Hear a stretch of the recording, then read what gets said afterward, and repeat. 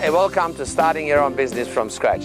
Now before you're going to start a business, ask yourself, why do I want to start a business? And the reason most people want to start a business because they want this. They want a boat, they want to live near the harbour in a beautiful spot like where we are here on Sydney Harbour, and all that stuff costs money. And of course a business is a vehicle for you to create wealth. The reason most people don't succeed in business though is because they make some basic mistakes, and facts are that most businesses fail.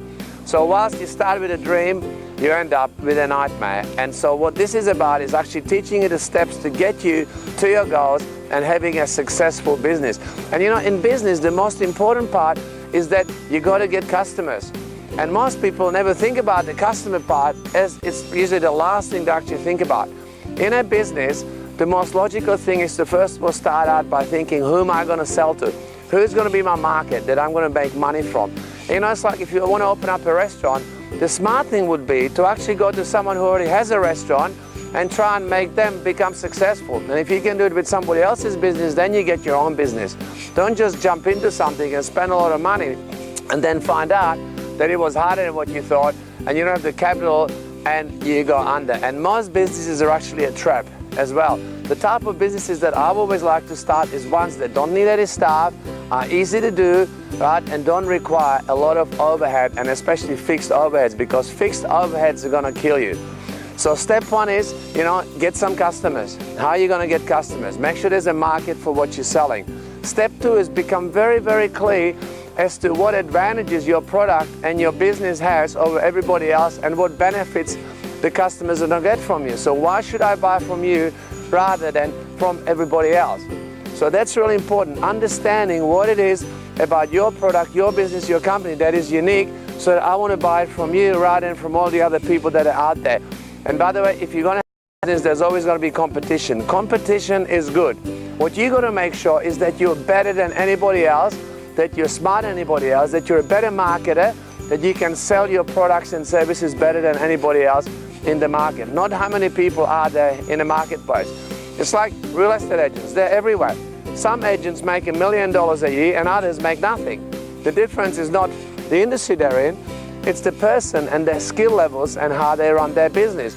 So you got to make sure that you're going to be the best at what you do. The second thing you have to do is you have to make a very specific, clear and measurable goal. How much money do you actually want to make? Right? What is your business going to look like when it's all finished? Are you going to sell out? Are you going to keep it? Are you going to franchise? Are you going to license it? So start with the end goal in mind. So that's step two. Step three is make sure that you actually measure and monitor what you do as you're doing stuff. A lot of stuff you do in business don't work. A lot of marketing doesn't work. But as long as you measure it, then you know what's working, what's not working. You can actually get rid of all the stuff that doesn't work and keep doing the things that actually do keep working. The fourth step is you got to identify who your target market is. So who are the people you're going to sell to, where you're going to find them. Now, obviously, just because you know who your customers are, they don't know who you are. So then the step five is you got to figure out a strategy to get them to actually come into your business, contact you, get onto your website.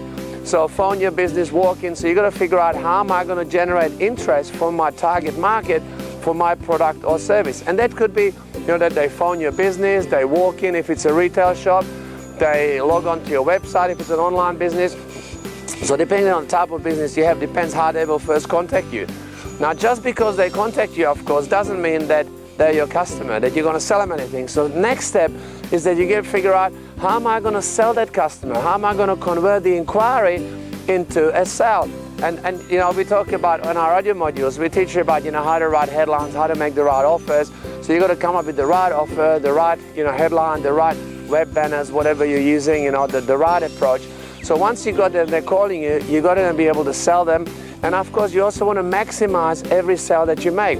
You know how in McDonald's you go in and they say, would you like some coffee? Would you like some French fries with that? Well, you got to do the same thing in your business, whether it's online, whether it's a physical business, your staff, your business has to be geared up to maximize every transaction with every client that you have.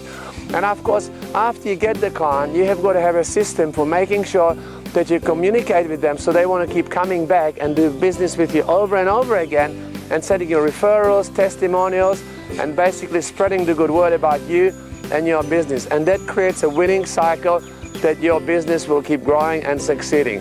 Those are the tips for starting a home-based business. I hope it's been helpful. Make sure that you click on the link below, and I'll see you on the other side.